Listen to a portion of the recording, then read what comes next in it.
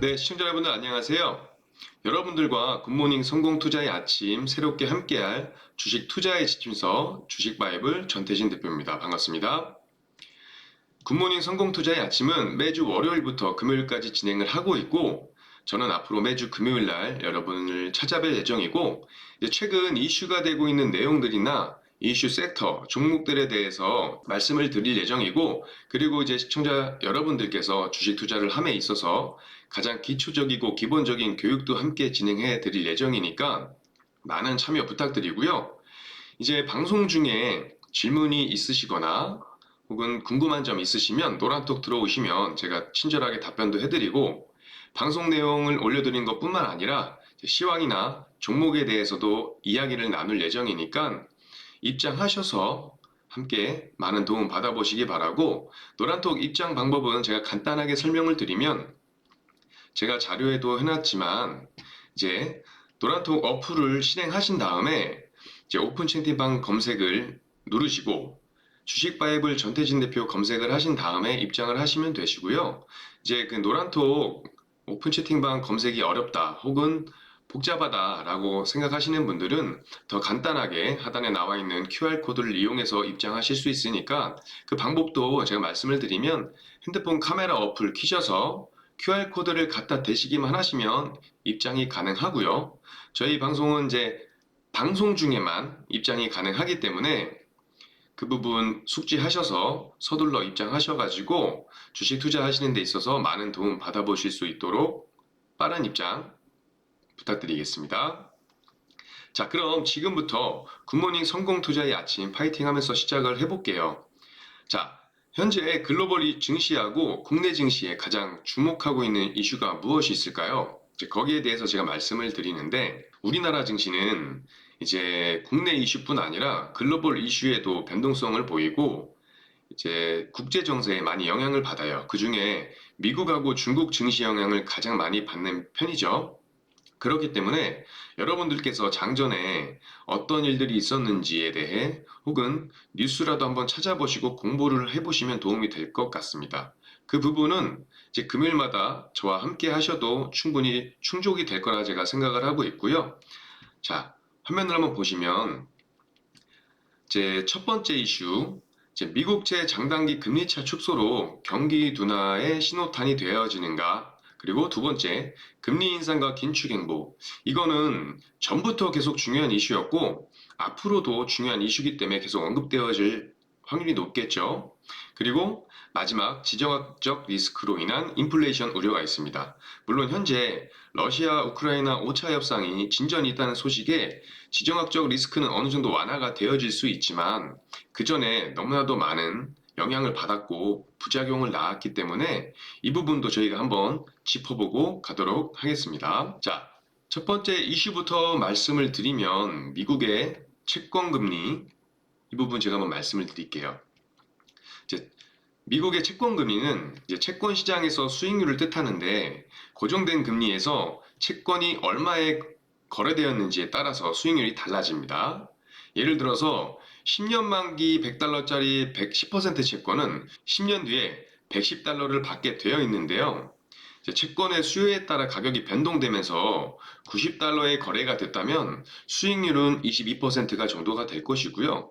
만약에 채권의 가격이 105달러에 거래가 된다면 약 5%의 수익률을 기록을 하는데 아까 보셨지만 아까는 22%였고 지금 9%, 5%라고 하면 약 17% 정도 하락을 했다고 봐야겠죠. 미국채의 장단기 금리 차는 경기 침체를 예측하기 위해 자주 사용되는 척도인데요. 미 중앙은행인 연방준비제도 FED 연준이죠. 연준에서 인플레이션을 갑자기 잡기 위해서 큰 폭으로 기준금리를 올릴 것이라는 기대로 2년물 국채 금리가 가파른 상승 곡선을 그리지만 금리 인상이 경기 침체를 유발할 수 있다는 염려 속에서 10년물 국채 금리는 최근에 하락세를 보이고 있어요.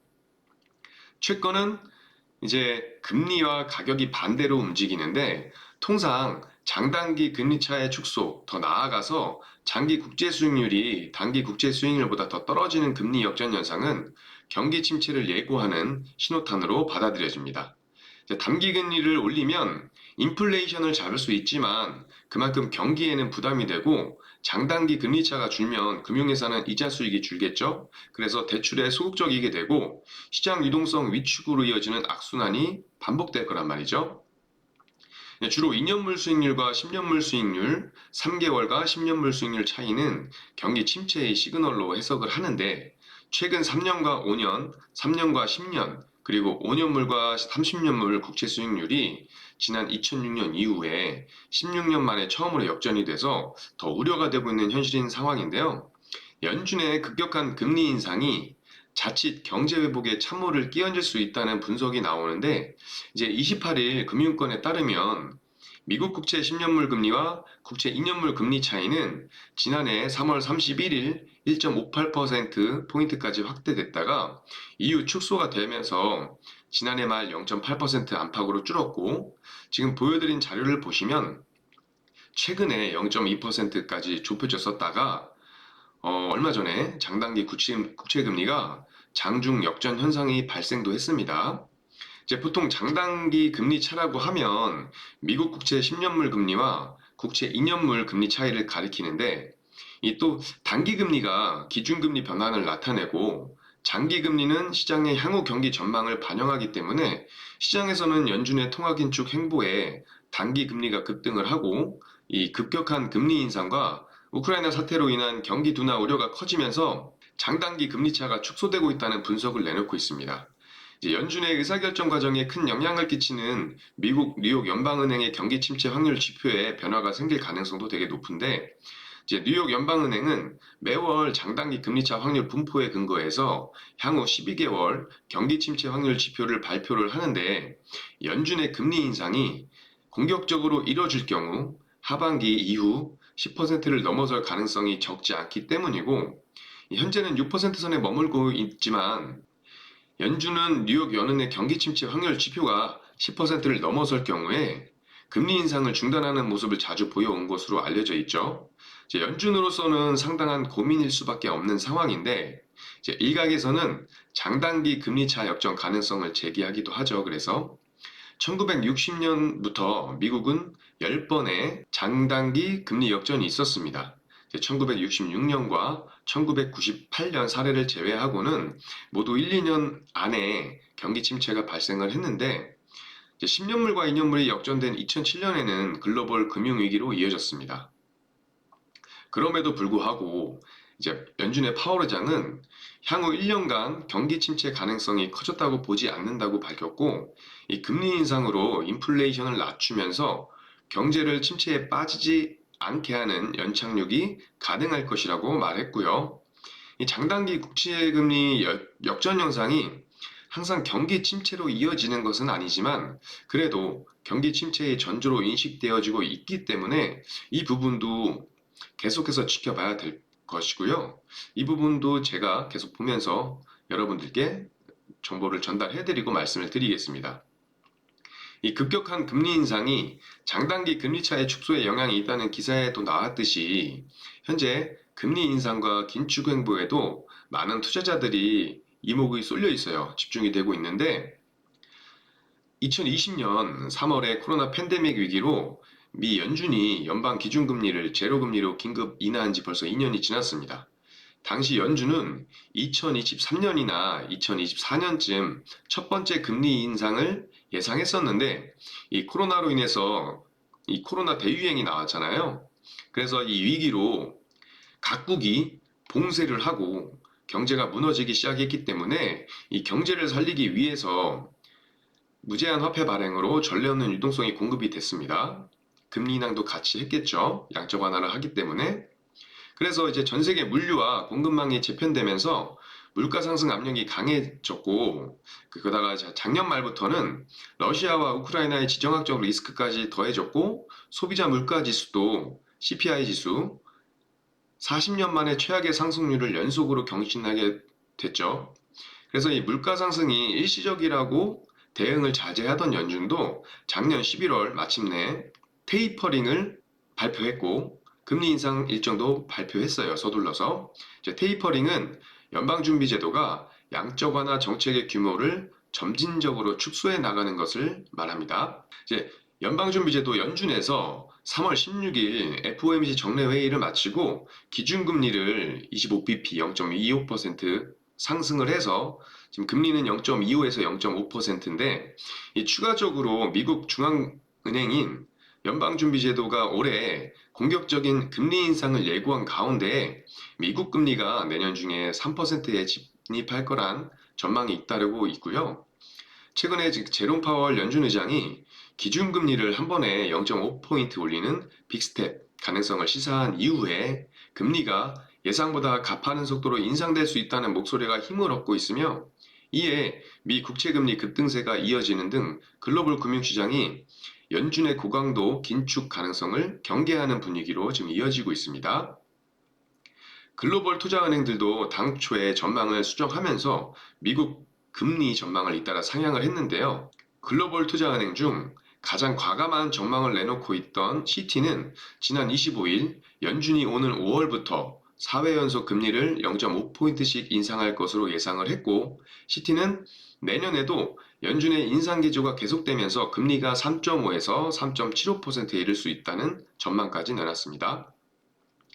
뱅크 오브 아메리카는 연준이 올 6월과 7월 각각 0.5포인트씩 금리를 올릴 것으로 예상을 했고 최근 모건 스탠리도 연준이 올 5월과 6월 회의에서 모두 금리를 0.5포인트 올릴 것으로 전망한다면서 내년에도 추가로 금리가 3회 인상되면서 미국 금리가 3%에 이를 것이라고 내다봤습니다. 실제로 시카고 상품 거래소 그룹 패드워치에 따르면 연방기금 금리 선물 시장에 반영된 올 5월 0.5포인트 인상 확률은 약 70%에 달합니다. 이제 미국이 금리 인상을 하게 되면 한국도 금리 인상에 대한 부담을 느끼고 인상을 할 수밖에 없는데 이에 이주열 한국은행 총재도 추가 금리 인상을 시사한 상황이죠. 이 금리 인상은 아까 말씀드린 것처럼 단기 금리 인상은 인플레이션을 잡을 수 있다고 한 것처럼 이제 장단점이 있어요. 그렇다고 해서 저희는 이제 주식을 보고 주식을 하는 사람으로서 금리 인상이라고 해서 위축되어 있을 게 아니고 금리 인상에도 수혜를 보는 주식들이 있잖아요. 그런 것들에 투자를 해서 수익을 볼 수도 있는 부분이 있고요. 그렇다면 이제 금리 인상의 수혜를 볼 수 있는 주식들은 종목들이 뭐가 있을까요? 한번 말씀을 드려보면 예를 들어서 바로 이제 은행이나 보험 등 금융주들이 있는데 이제 금융주는 보통 기준금리 인상의 수혜주로 꼽히잖아요. 은행 같은 경우 주 수입원이 대출 이자와 수수료이기 때문에 이제 기준금리 인상 시기에는 고객이 은행에 갚아야 할 이자가 늘어나기 때문이고 최근 은행 관련주 종목들을 보면 꾸준히 우상향하는 흐름을 보여줬습니다. 제가 차트를 잠시 보여드리면 이제 신한지주 같은 경우도 우상향하는 모습, DGB 금융지주, JB 금융지주, BNK 금융지주, 기업은행, KB금융, 하나금융지주, 우리금융지주, 제주은행. 물론 최근에 변동성을 좀 보이긴 했는데 이제 아무래도 기준금리 인상으로 수혜를 많이 볼 수 있기 때문에 그 부분이 작용을 한 것 같고요. 아까 또 말씀드린 게 또 뭐가 있었죠? 보험사들이 있죠.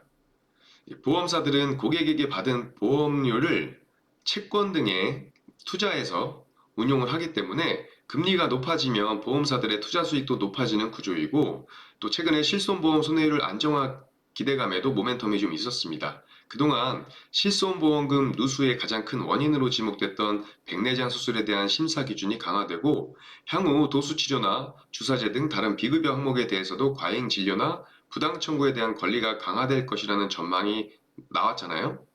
그래서 아무래도 모멘텀이 좀 있어서 최근에 차트를 봐도 흐름을 좀 상승을 하는 흐름을 보여줬고요. 그 부분도 한번 제가 보여드리면 자, 메리츠화재, 삼성화재, 코리안리 뭐 종목마다 좀 차이는 있습니다만 그리고 대체적으로 다 상승을 하는 모습을 보여줬어요. 자, 이런 이슈들에 있어서 관련된 섹터나 종목도 함께 보시면서 이 변동성 장세 어려운 시장에서도 좋은 수익을 내실 수 있을 거라 생각을 하고 살아남을 수 있는 능력을 공부하셔가지고 키우시면 좋겠습니다. 자, 앞선 이슈에 대해서 제가 이야기를 계속 드렸는데 이제 계속해서 나오는 내용이 있죠. 바로 인플레이션인데 인플레이션에 대해 모르시는 분들도 있을 듯 해서 제가 의미만 간단하게 설명을 드리겠습니다. 인플레이션의 사전적 의미는 이제 통화량의 증가로 화폐 가치가 하락을 하고 모든 상품의 물가가 전반적으로 꾸준히 오르는 경제 현상을 인플레이션이라고 합니다. 이제 인플레이션의 원인은 두 가지로 볼 수가 있는데 첫 번째는 수요 인플레이션, 과잉 유동성 공급이라고도 하며 쉽게 이야기하면 돈을 많이 풀어서 지출과 소비가 늘어나는데 이제 그만큼 공급이 되지 않을 경우에 발생을 하는 겁니다. 두 번째는 이제 비용 인플레이션, 이것은 제품의 생산 비용이 증가하면 제품 가격도 함께 올라서 전반적인 물가가 모두 올라가는 현상이죠. 그렇기 때문에 인플레이션이 나오는 거고 지금의 현재 이 인플레이션은 이 두 가지가 같이 영향을 준다고 볼 수 있습니다.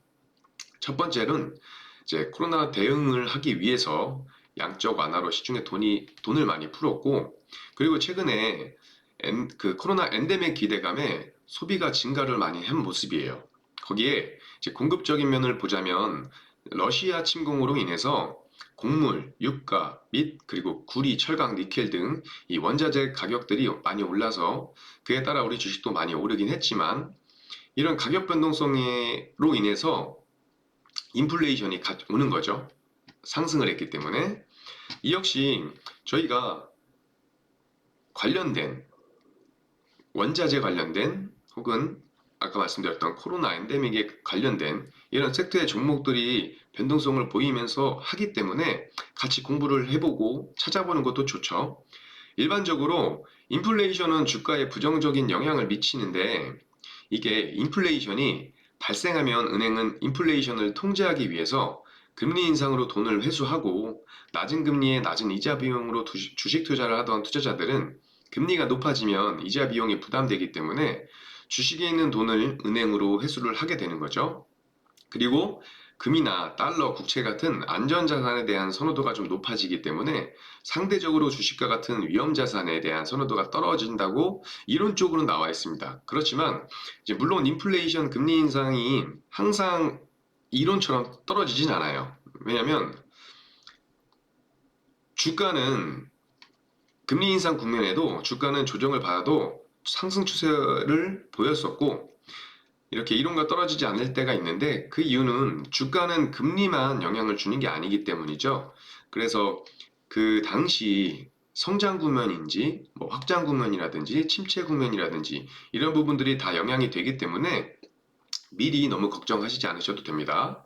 주식은 대응의 영역이 있잖아요. 그래서 미리 공부하고 준비해서 대응하시면 충분히 이겨낼 수 있고 이 주식시장에서 살아남을 수 있겠죠. 자, 이왕 하는 거 제가 적어 놓은 게 있으니까 스태그플레이션도 의미 한번 같이 알아볼게요. 스태그플레이션은 침체를 의미하는 스태그네이션과 물가 상승을 의미하는 인플레이션을 합성한 용어로 이제 경제 활동이 침체되고 있음에도 불구하고 지속적으로 물가가 상승되는 상태가 유지되는 저성장 고물가 상태를 의미합니다. 이게 인플레이션보다도 안 좋은 거예요. 그러니까 의미만 알아보시라고 제가 추가적으로 말씀을 드렸고요. 이제 인플레이션으로 금리 인상을 하면 금리 인상 수혜주로 그리고 원자재 가격들이 상승을 하면 그 원자재 가격이 상승함으로써 수혜를 받는 종목으로 그리고 상승장 혹은 하락장에서도 수익을 낼 수 있는 업황과 종목들은 존재하기 때문에 그에 맞는 수혜주로 저희가 이익을 얻으면 되는 부분이니까 긍정적인 마음으로 여유를 가지고 투자하실 수 있기를 바랍니다. 잠시 쉬었다가 다시 뵙겠습니다.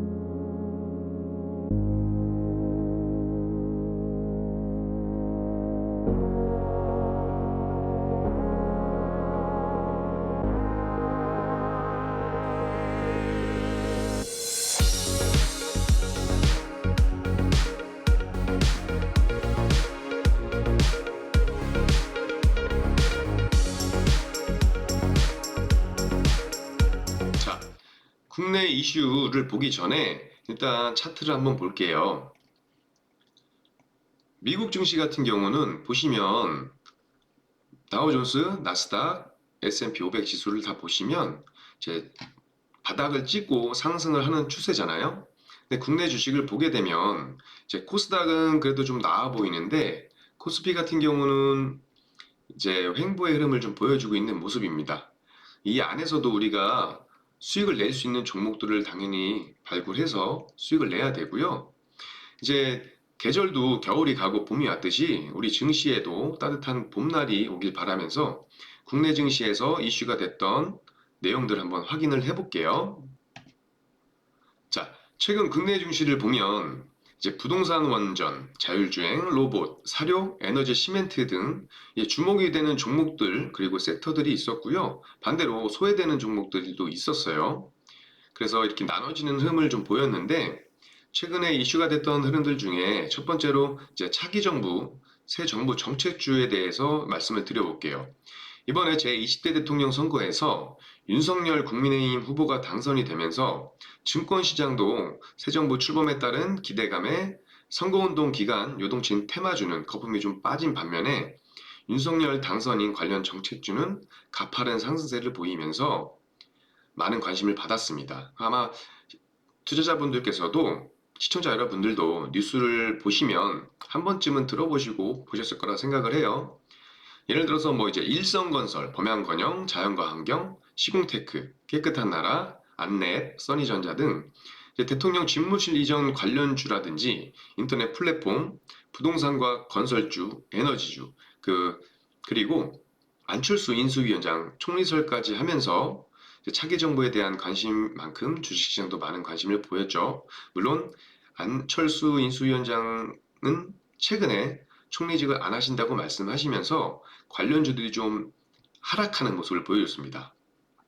그러면 차기 정부에 있어서 주요 10대 공약을 한번 보여드리겠는데 보시면 이제 코로나 극복 긴급 구조 및 포스트 코로나 플랜, 지속 가능한 좋은 일자리 창출, 수요에 부응하는 주택 250만 호 이상 공급, 스마트하고 공정하게 봉사하는 디지털 플랫폼 정부 구현과 대통령실 개혁, 그리고 과학기술 추격 국가에서 원천기술 선도 국가로, 그리고 출산 준비부터 산후조리, 양육까지 국가 책임 강화, 청년이 내일을 꿈꾸고 국민이 공감하는 공정한 사회, 당당한 외교, 튼튼한 안보, 실현 가능한 탄소 중립과 원전, 최강국 건설, 공정한 교육과 미래 인재 육성, 모두가 누리는 문화복지.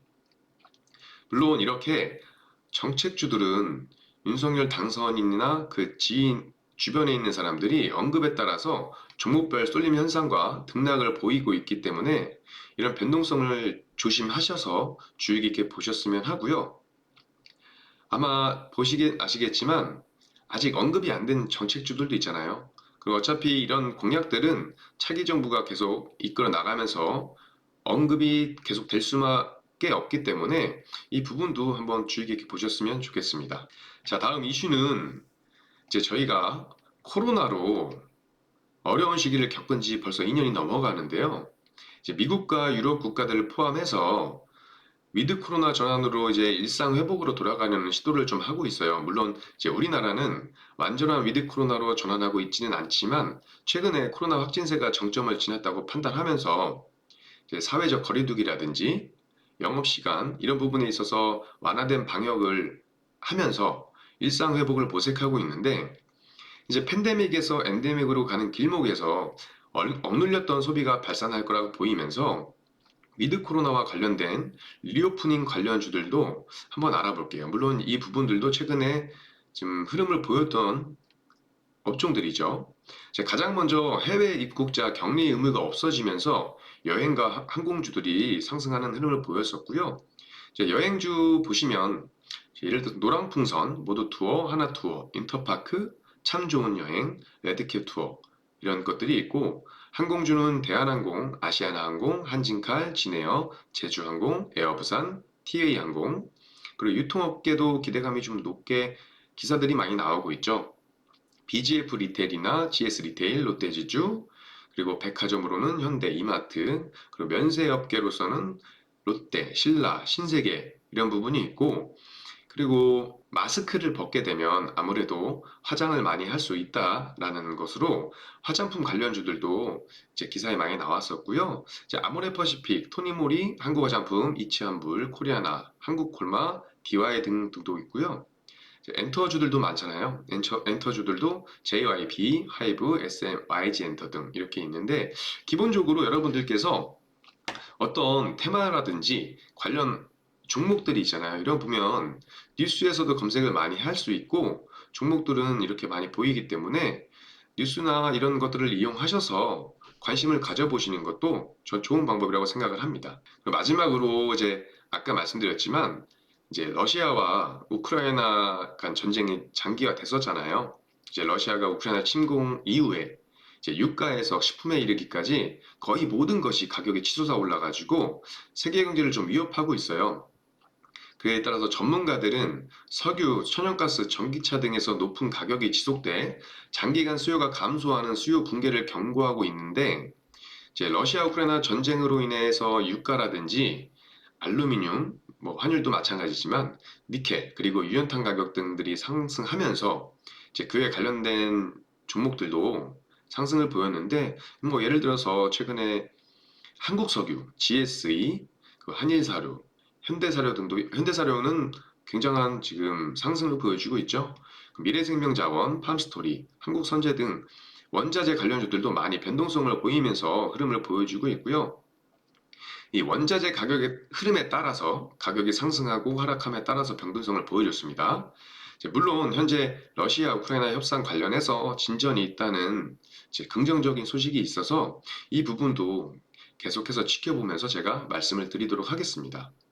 자, 국내 주식시장 이슈는 여기까지 말씀을 드리고 잠시 후에 다시 뵙겠습니다.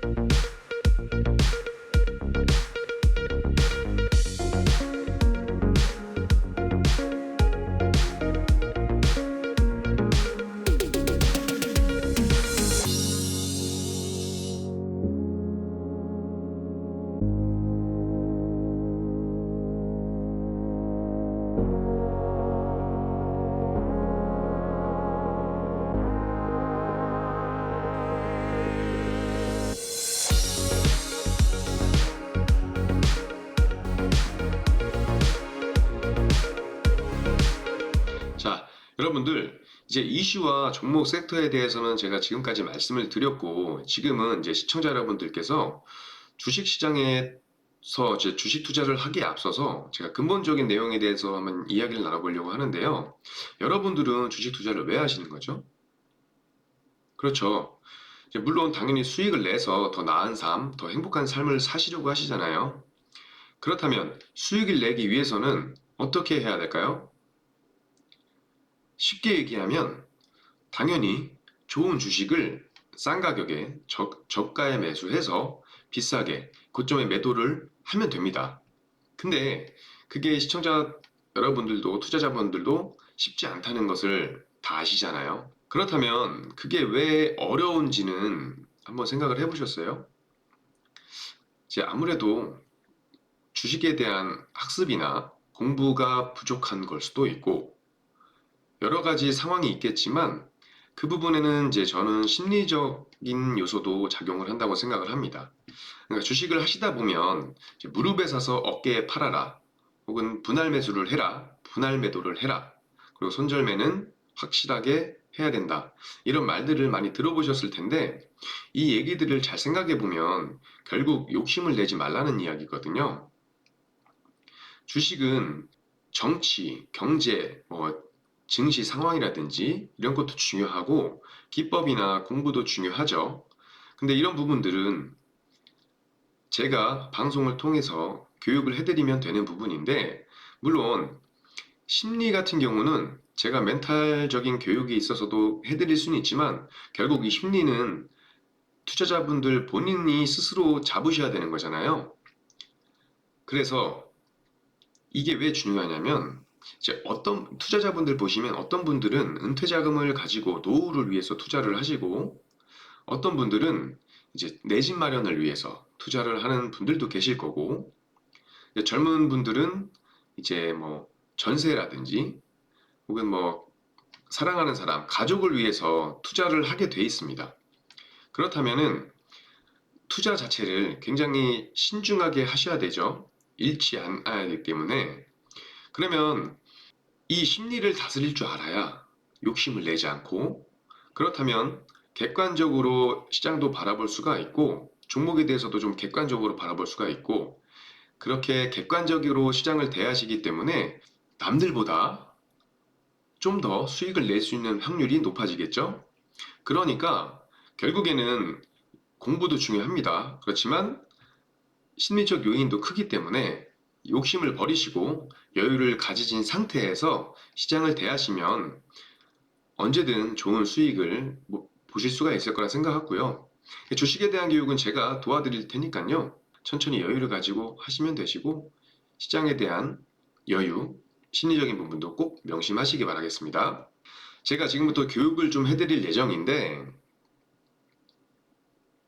주식을 꾸준히 해오시던 분들도 계실 테지만 이제 막 시작하거나 시작하시려고 하시는 분들도 많이 계시고 그런 분들은 이제 보통 저희가 주린이라고 하는데 그런 분들께서 주린이 탈출을 위한 기초 강의를 제가 주기적으로 해드릴 예정이니까 많은 관심 부탁드리고 혹은 제가 이 방송 내용들이 좀 방대해지기 때문에 다 못 해드릴 수도 있잖아요. 그런 부분은 이제 노란톡에서 제가 해드릴 테니까 노란톡 입장하셔가지고 꼭 도움 받으셔가지고 성공 투자하시길 바라겠습니다.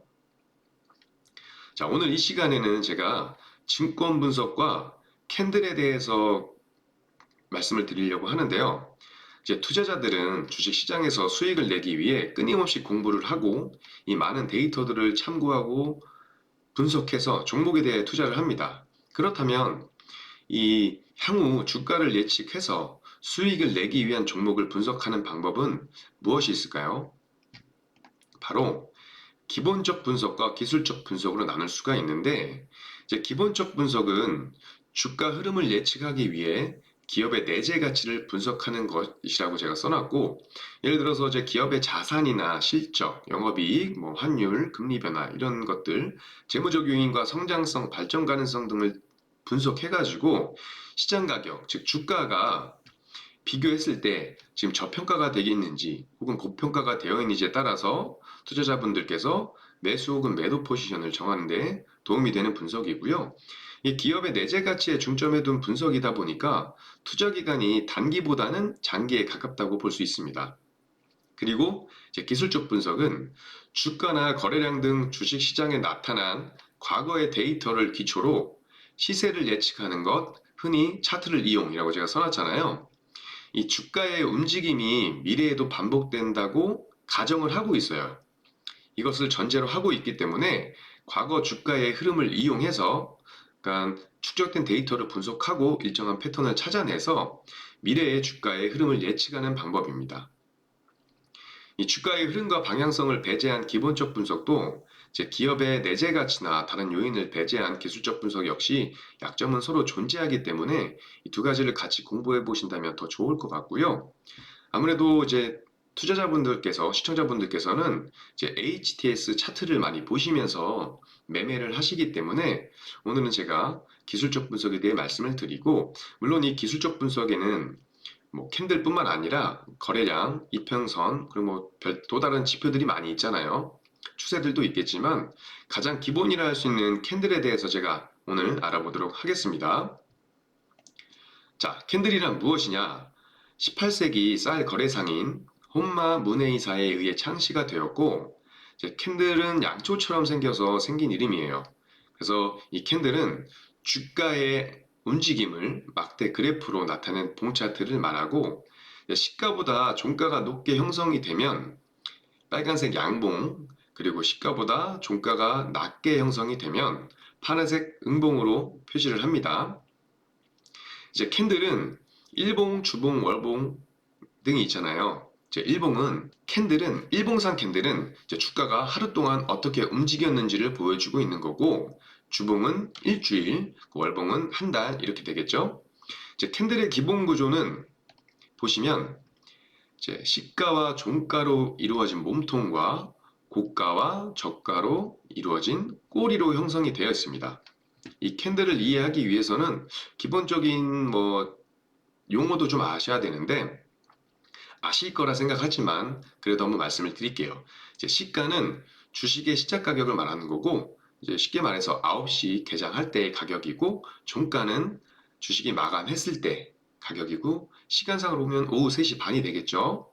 그리고 고가와 저가는, 이 고가 먼저 말씀을 드리면 장중에 주가가 가장 높았던 가격, 저가는 주가가 장중에 가장 낮았던 가격을 이야기하는 겁니다.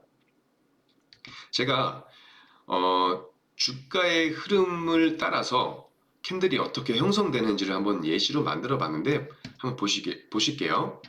자, 이게 이 시간이 9시예요. 9시에 주식이 시작을 해서 상승을 하고 하락을 하다가 고점을 한번 뚫어주죠.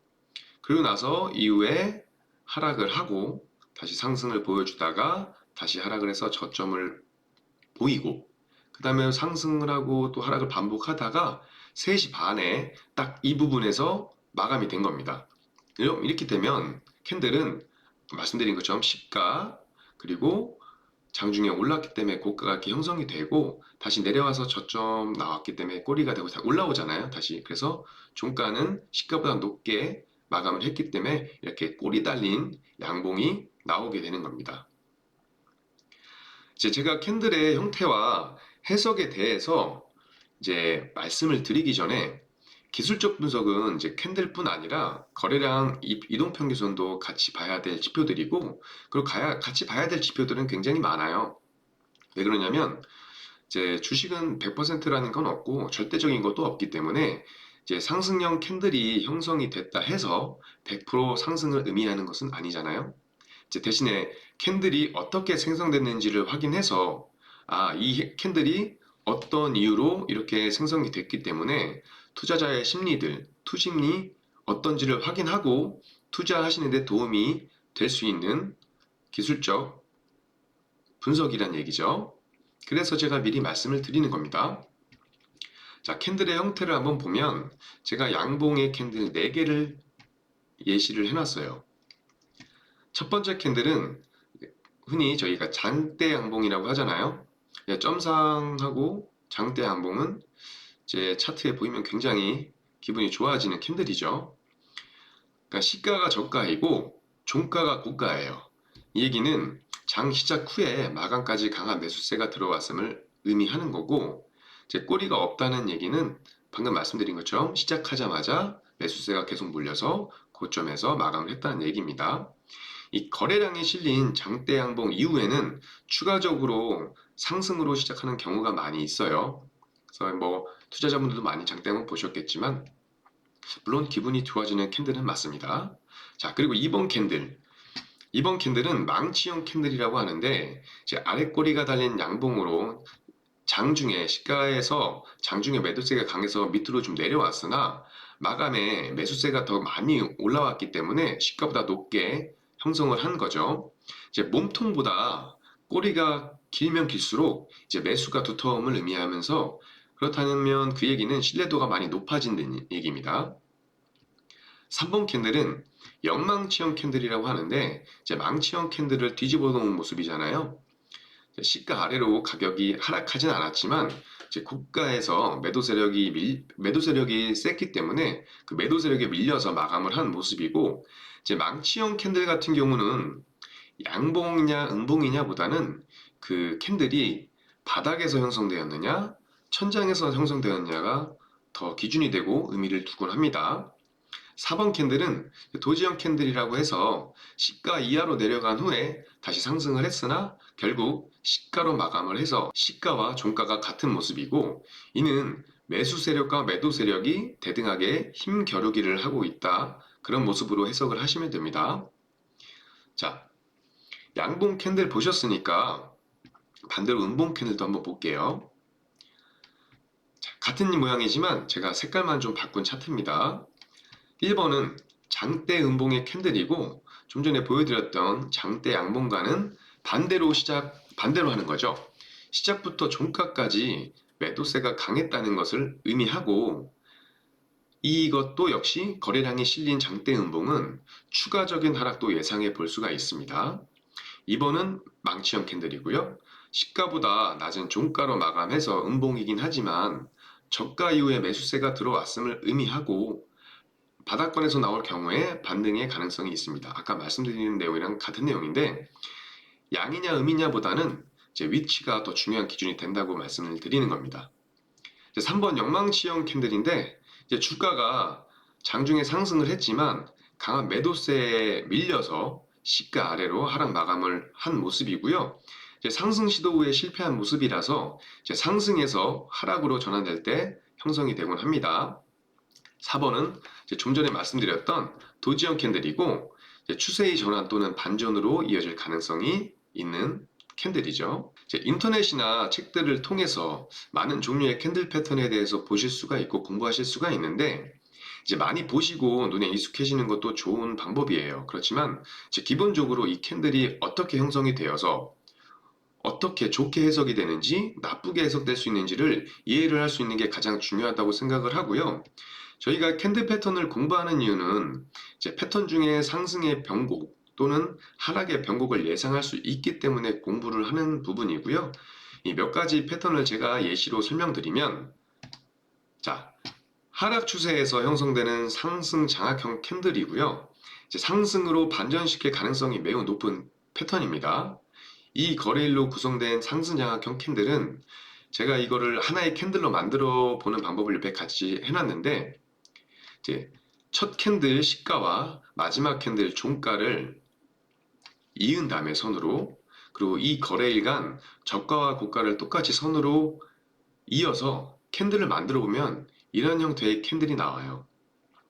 자, 윗꼬리가 살짝 달리긴 했지만 제 매도보다 매수세가 더 강한 망치형 캔들과 유사하게 나오고 아까 말씀드렸다시피 바닥권에서 망치형 캔들이 나올 경우에는 반등의 가능성이 좀 높죠. 상승 장악형 캔들을 실전의 그 차트로 예시를 한번 드려보면 자, 이 종목은 안랩이고요. 보시면 제가 체크를 해놨는데 이 상승 장악형 캔들이 바닥에서 형성된 이후에 거래량이 수반되면서 급등을 하는 모습을 보여줬습니다. 물론 최근에 안철수 인수위원장 관련해서 그 이슈들에 따라서 좀 하락하는 모습을 보였고요. 그 부분보다는 제가 말씀드리는 건 차트에 이런 패턴들이 나올 경우에는 아까 설명드린 현상들이 일어날 수 있기 때문에 제가 예시로 한번 갖고 온 내용이고요. 자, 그러면 반대의 패턴도 한번 볼까요? 상승 장악형과 반대로 이제 상승 추세에서 형성되는 패턴으로 이제 상승 추세를 하락으로 반전시킬 수 있는 가능성이 있는 높은 캔들이고 이 캔들이 아까처럼 제가 만들어 봤는데 이 하나의 캔들로 만드는 거는 캔들이 몇 개가 됐던 상관이 없어요. 첫 캔들 시가와 마지막 캔들 종가 그리고 캔들에서 고가와 저가로 캔들을 만들어 볼 수가 있어요. 아까처럼 만들어 보면 제 아랫꼬리가 살짝 달리긴 했는데 제 고점에서 매도 우위인 영망치형 캔들과 비슷하게 나왔죠. 이게 주가 천장에서 나온다면 추가적으로 당연히 하락할 가능성도 높겠죠. 아까 말씀드린 것처럼 자, 하락장악형 캔들 나오고 하락의 모습이 보였던 종목도 한번 볼게요. 나노엔텍이라는 종목인데 제가 이 부분도 체크를 해놨습니다. 하락장악형 캔들이 나오고 하락을 해주는 모습이 보여지잖아요. 이런 부분들이 변곡의 부분들이 보일 수 있기 때문에 공부를 하는 겁니다. 자, 또 다른 패턴을 한번 볼까요? 이 패턴은 대표적인 상승 반전형으로 발생 빈도가 매우 높은 패턴이고 형태는 우선 하락 추세에서 긴 음봉이 발생한 후에 다음날 하락 갭을 두고 작은 몸통을 가진 도지가 생깁니다. 그 다음날 상승 갭을 두고 물론 갭이 없을 수도 있습니다. 첫 번째 음봉 정도의 긴 양봉이 발생을 하는 모습인데 이 도지 스타가 양봉이든 음봉이든 상관없지만 이왕이면 양봉이면 신뢰도가 더 높아진다고 할 수 있고 이제 첫 음봉의 수반된 거래량이 작고 세 번째 양봉의 거래량이 더 많다면 이 또한 반전 가능성을 더 강화시켜줍니다.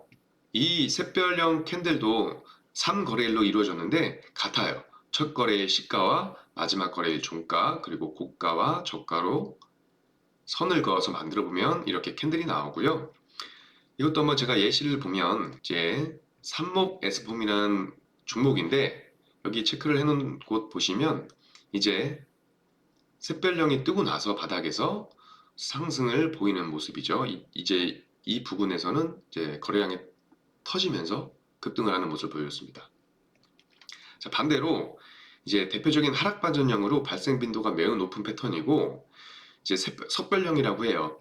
형태는 우선 상승 추세에서 긴 양봉이 발생한 후에 그 다음날 상승 갭을 두고 작은 몸통을 가진 도지가 생깁니다.